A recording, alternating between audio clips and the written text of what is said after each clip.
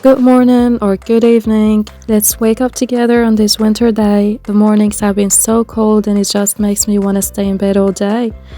You know, it's better to wake up early, but it's not fun to get those covers off and get out of bed ahead of the kids. But when you do this, you'll feel better and be more productive. So let's face it, me time is hard to come by. Whether you need some time to just sit in silence and be with your own thoughts, to read a book, or even just paint your nails, it can feel impossible to find a moment to yourself between work, kids, and all your other obligations. So when you wake up early, you have guaranteed time to do what you want to do. And for today, we're gonna make oyster pies and avocado cookies, and then at night I went shopping, so I took you with me. So I have here a bucket of puff pastry. Let's take one by one, and to make that in the oyster shape, you're gonna need to cut it in a circular. So as you can see, it's cut here in the middle, and you're gonna take a jar lid or any cutter you have. I have a jar lid here, so I'm gonna use it to cut these into a circle, and that's it. We can take two pieces out of this part. Now we need to take it, okay, let's cut it very well, and put it in an oven pan lined with parchment paper. So let me put it here. Okay, so here we go. It's so simple and so easy. It's a new idea if you're having a party or just bored of doing the same food just like me doing. Let's repeat now until we fill the whole pan. I think we're gonna need to use nearly about 12 pieces, 12 circular pieces out of puff pastry. And of course, we're not gonna throw the excess dough. You can make it a bowl and just spread it again. And according to the size of my cutter, I got nearly 10 pieces, and you could have add more if you want, but 10 is enough for me. So next step, and once that's set, we're gonna go ahead and fold this part. So the puff pastry, the top part, fold it in the way shown. A little bit, not that much. So we're gonna go ahead and fold it like that. Okay, here we go. And at that point, we're gonna take a knife and try to make straight lines like these lines, nearly about 4, just to make it resemble the oyster shape.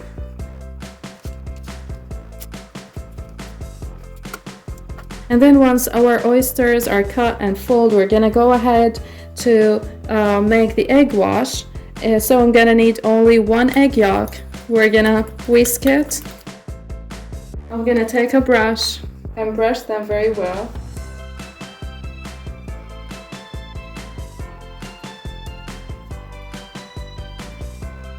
And that's it. And once our pies are very well brushed with the egg wash, we're gonna take it to a preheated oven, set on 180 degrees Celsius for nearly 20 minutes or until they get golden brown. And while that's in the oven, I'm gonna go ahead to prepare the butter biscuit in the shape of avocado for my children, for Umut and Ella, because they like avocado shape a lot, whether it's a toy or a biscuit. So to prepare that, all we're gonna do is add 120 grams of butter, but because the weather is so cold and I took it outside a few hours ago, but it's still stiff. So I'm gonna go ahead and put it on the fire just to melt it and to get softened. So here we go, I've melted the butter and we're gonna add it to a bowl, to which we're gonna go ahead and add half a cup of sugar and vanilla powder. And now I'm gonna mix the sugar with the butter. I have an egg and I wanted to add it, but because of the butter is so hot right now, I will not add the egg. I will leave it until the butter gets cold, and then we're gonna go ahead and add it. Take an egg and put it in there. Now let's mix all the liquid ingredients together until they are well incorporated.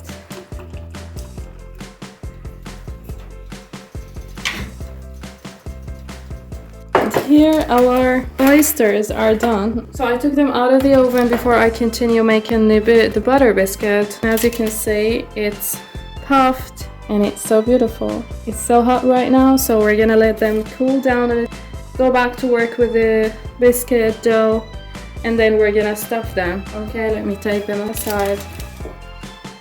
Now let's go back to our dough. We mixed all of the wet ingredients, and now it's the time for the dry ingredients, which include half a cup of cornstarch, 1 cup of flour, and according to the flour we're gonna add more if the dough needs more. You just need more if it depends on the kind of the flour you're using. So for me, I'm gonna add this cup of flour, and later on I'm gonna see if the dough is still wet, we're gonna add a little bit more. And don't worry, don't say that there is a lot of flour. No, just keep stirring and keep folding and mixing until the flour is absorbed by all of the liquid we have in here, in this bowl.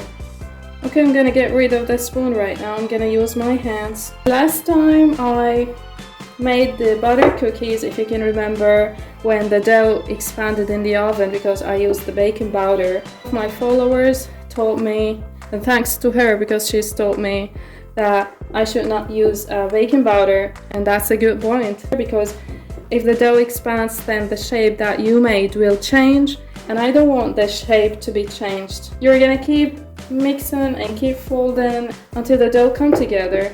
At this point, I think my dough still needs a little bit of flour, so I'm gonna add 1 teaspoon and just see if it needs more, so I can add another one. And now once our dough is nice and soft, we're gonna go ahead, split it into 2 sections, very small sections, and this big section to which we're gonna add food color. We're gonna need to add the green color to shape the avocado. So just put a few drops of the food color and mix it. Look what I made to my hands. So now our green dough is done, and we're gonna go ahead and color the small dough with some cocoa. So here I have 1 tablespoon of cocoa. We're gonna add, actually I don't love to use gloves. If a food is going inside the oven, there is no need for you to use the gloves. And for me, I just like to be normal.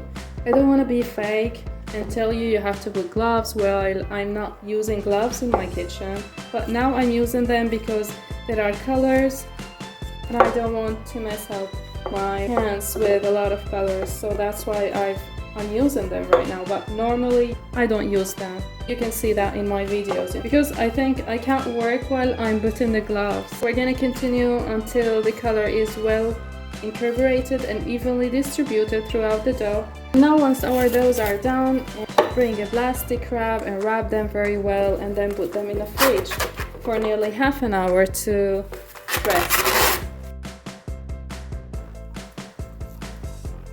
And while our biscuit dough is resting in the fridge, we're gonna go fill our oysters. They're cold and they're done and cold right now. So let's go ahead and open them first. I took a knife and now I'm gonna try to cut them in half all the way to the end, but we don't want to cut in here, just cut this side and open it a little bit so we can stuff it. Like that.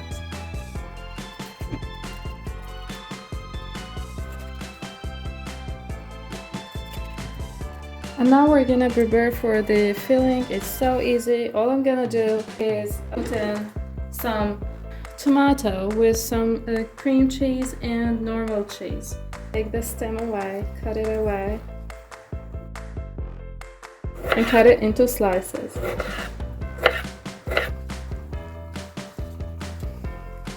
So now all you need to do is take one, open it, and then take a cream cheese. So we're gonna spread some cream cheese inside, in addition to 1 tomato piece. Last but not least is 1 bowl of cheese. I have these cheese bowl So put one in the middle, and that's it. Look how beautiful is this. And those cheese oyster bites are done. This is really a super simple and versatile technique. Very cool for entertaining. They're gonna beautifully golden brown, and did they really truly get crispy and crunchy, or do they just look crispy and crunchy? Well, you be the judge. So to summarize, I was extremely happy with how these came out, and I really do hope you give this a try soon. Now after half an hour, our dough was resting in the fridge. We're gonna take it out, and then I'm gonna cut the green color dough in 12 pieces. With a dough cutter, I'm gonna cut these into 2 halves, and then every half into 6, hopefully equal pieces of dough.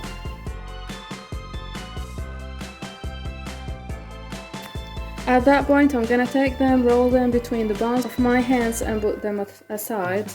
Repeat until you finish the whole quantity.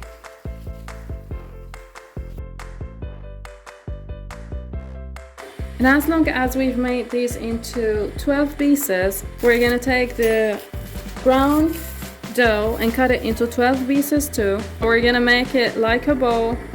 And then once these are rolled, we're gonna take a knife and cut it into halves in the way shown.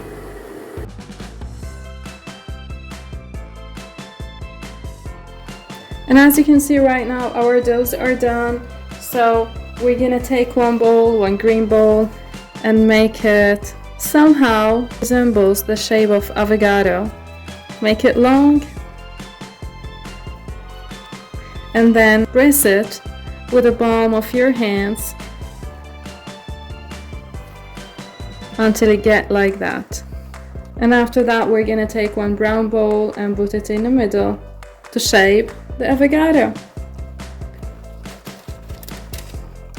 Let me repeat. Take one green bowl, squeeze it with your fingers like that, make it thin, then press it with your hands like that. Oops, we got a very big avocado here. Yes, because my pieces are equal in size, so that's why. Don't be shocked. Okay, take this bowl, and that's it. Look how beautiful is this. And that's it. Once shaped and panned, we can pop these into the center of 180 degrees Celsius oven for 20 minutes, not more, because if you leave them up to 25 or 30 minutes, the color will change and they will get so stiff. So leave them for 20 minutes or until they look like these. And then once these are out of the oven, I like to let them cool on the band for like 5 minutes before we try to draw on them. Okay, drawing on hot cookies is never a good idea and you're gonna have a big mess, so be patient and let these cool all the way down.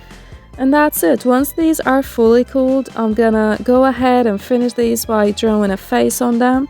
And for the eyes, don't squeeze too much, because if you squeeze and pull up, it's gonna flop over and you won't have a dot, you'll have a dash. And I don't want dashes, I want dots. And yes, the first one always does come out the worst. And that's it, our smiling avocado cookies are done. And then above and beyond the decorations, those are really just truly great avocado cookies, and I really did love everything about these. And I decided to blend a few up next to a cup of hot coffee or tea. So I took a few pictures and ate a few more cookies. But anyway, whether you make these for an edible gift or to impress some guests coming to your house or just as a fun family project, no matter when or why you make these, I really do hope you give this a try soon. Thanks for watching, and if you liked my video, please make sure to subscribe, like, follow and share so you can help me get more people to reach Latakian's Nor Kitchen. I'm gonna leave you right now with a shopping tour and see you later.